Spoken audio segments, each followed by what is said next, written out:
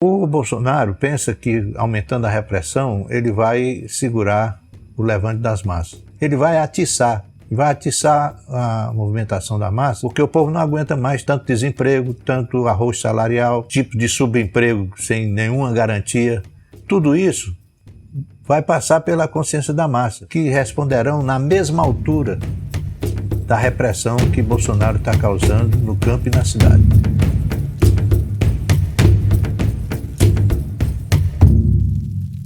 As massas da América Latina se movimentam, e quando as massas se movimentam, os reacionários fascistas se levantam para reprimir as massas. Chile, Colômbia, Bolívia, Equador, todos esses países estão mobilizados e as massas não aguentam mais levar a vida como vinham levando. No Chile, por exemplo, o motivo da sublevação foi o aumento da tarifa de transporte. Alguém pode achar que isso é uma iniquidade, mas o que acontece é que são 40 anos de exploração, levando a riqueza do povo chileno, levando o trabalho do povo chileno para o imperialismo. Isso já envolveu todo o Estado chileno na repressão. 52 queixas de tortura, 200 pessoas feridas nos olhos, um país que tem 14 milhões de habitantes, 1 milhão foi às ruas para protestar.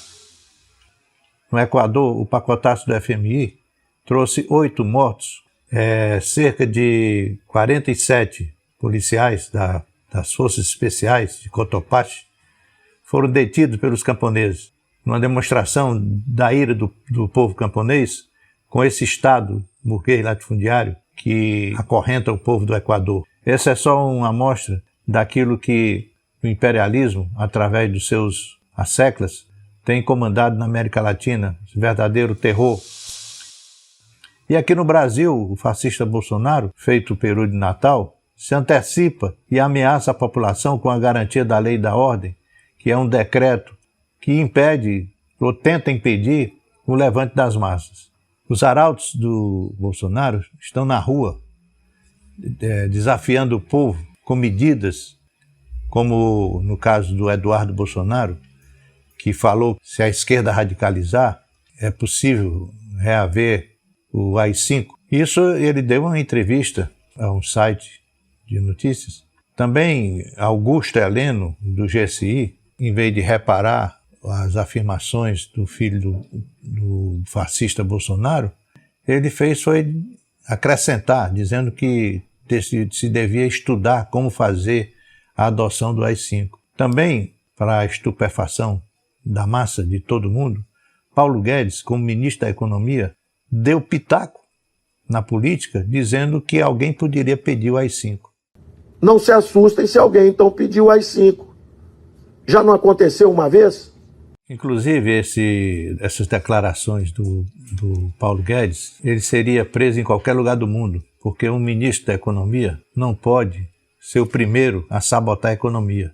Mas ao afirmar que pode voltar o AI-5, ele disparou a Bolsa de Valores, subiu a gasolina, e toda vez que subir o dólar, vai subir a gasolina. E os motoristas estão à espreita, não aguentam mais tantos aumentos, e eles estão segurando do diesel, por conta do abastecimento dos caminhões serem a diesel. Mas essa bomba vai estourar. O Bolsonaro vai ser o principal responsável, porque ele é que se coloca como o chefe dessa gangue, que tem como subchefe o Olavo de Carvalho. Nós poderíamos afirmar que a extrema-direita quer o caos. Ela quer arrebentar com tudo, porque ela acha que está tudo errado. Na campanha do Bolsonaro ele dizia, está tudo errado. Então ele quer trazer o caos para renascer o seu regime, a sua ideologia, que é o fascismo. Por isso é que Olavo de Carvalho, se antecipando, já chamou para fechar o Congresso, já chamou para criar outro partido, para criar uma nova ordem, porque ele acredita que só assim vai conseguir impedir que haja o levantamento das massas. Toda essa movimentação da extrema-direita tem incomodado, de certo modo, a direita, militar principalmente, que quer aplicar o golpe por dentro da institucionalidade. Principalmente a direita do alto comando, ela quer fazer a forma eleitoral, ela quer fazer a forma institucional para a dominação. Mas não vamos dizer que há uma incompatibilidade entre ambos. Há mais afinidade do que incompatibilidade, ou seja, quer aplicar as medidas econômicas para salvar o capitalismo burocrático e quer reestruturar o Estado de maneira adequada a essa reestruturação do capitalismo burocrático. E, por fim, que só pode fazer isso debaixo de uma repressão, criar leis que incrementem a repressão sobre as massas para endurecer a lei penal no Brasil. Inclusive, quem quiser ter mais detalhes sobre essas 3 tarefas da reação aplicadas para salvar o capitalismo burocrático, pode consultar o nosso site e alguns editoriais que nós fizemos no jornal Nova Democracia. Basta consultar o link acima, você vai ter todas as informações. Quem foi que atendeu o telefone na casa do presidente? Afinal, tem coisas estranhas para serem explicadas, porque o depoimento do porteiro foi feito há 5 meses antes, quando Bolsonaro foi considerado traidor, e alguns do alto comando também. Surgiu à tona novamente o depoimento do porteiro, já com grande repercussão, com grande divulgação, no episódio da aprovação da Previdência dos militares. Bolsonaro saiu queimado. E nisso o alto comando deve ter aproveitado, junto à Globo, para torrar mais a figura do Bolsonaro na consciência das massas, né? Essa questão ainda vai correr muita água por baixo da ponte. O Bolsonaro pensa que, aumentando a repressão, ele vai segurar o levante das massas. Ele vai atiçar a movimentação da massa, porque o povo não aguenta mais tanto desemprego, tanto arroz salarial, tipo de subemprego sem nenhuma garantia. Tudo isso vai passar pela consciência da massa. A massa não adquire a percepção da realidade como um todo. Então, pouco a pouco, ele vai se adonando da realidade e vai tomar as providências que responderão na mesma altura da repressão que Bolsonaro está causando no campo e na cidade. O governo Bolsonaro tem apelado para as várias formas de iniciativa repressiva junto ao povo.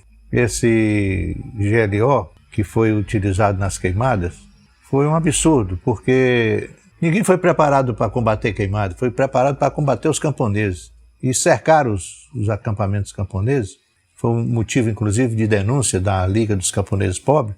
Quando esteve num debate na UERJ, foi denunciado que as tropas estavam muito mais preocupadas de cavucar assunto dentro dos acampamentos do que combater incêndio onde não havia.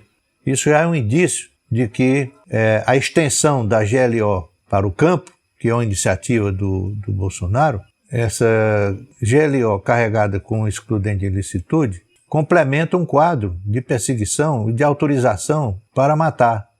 O que ele já fez na cidade, vai fazer no campo. E isso é material acumulado na consciência das massas, que responderão ponto a ponto cada iniciativa do governo Bolsonaro. A aplicação da GLO no campo, mesmo que não passe no Congresso, já é uma declaração de guerra civil aos camponeses. Os camponeses responderão na mesma medida, tenho certeza. Uma coisa é certa, o povo não vai parar de lutar. Pode tirar o cavalo da chuva, porque o povo não vai parar de lutar. A miséria e a opressão aumenta. São 104 milhões que vivem na miséria, de um salário mínimo de R$ 413, 12 milhões e meio de desempregados, 38 milhões na informalidade. Então, esse povo, o que é que vai fazer? Vai ficar esperando que dê bom tempo? Não. O povo vai para frente e todo dia o povo está dando exemplo. Todo dia tem luta nas favelas do Rio de Janeiro, nas favelas de São Paulo, nas favelas de Minas Gerais, nas favelas de todo o país. Todo dia tem levante camponês, tem ocupação de terra. E isso é uma demonstração de que o povo não vai aceitar ser montado por um bando de fascistas da marca de Bolsonaro, Olavo de Carvalho e Companhia Limitada. Importante ver que o futuro do Brasil está empenhado. O futuro do Brasil está empenhado pela matança das crianças que são assassinadas, a luta das mães, os protestos por cada trabalhador assassinado. Isso acontece em termos de horas. acontecem manifestações de toda a ordem. Então isso chama cada vez mais o povo à luta. E o povo vai à luta por transformações não superficiais, mas por transformações profundas no nosso país. Isso daí vai estar no YouTube, o bagulho é geral acessar e postar no Face, postar no Twitter, pra espalhar mesmo, pra espalhar.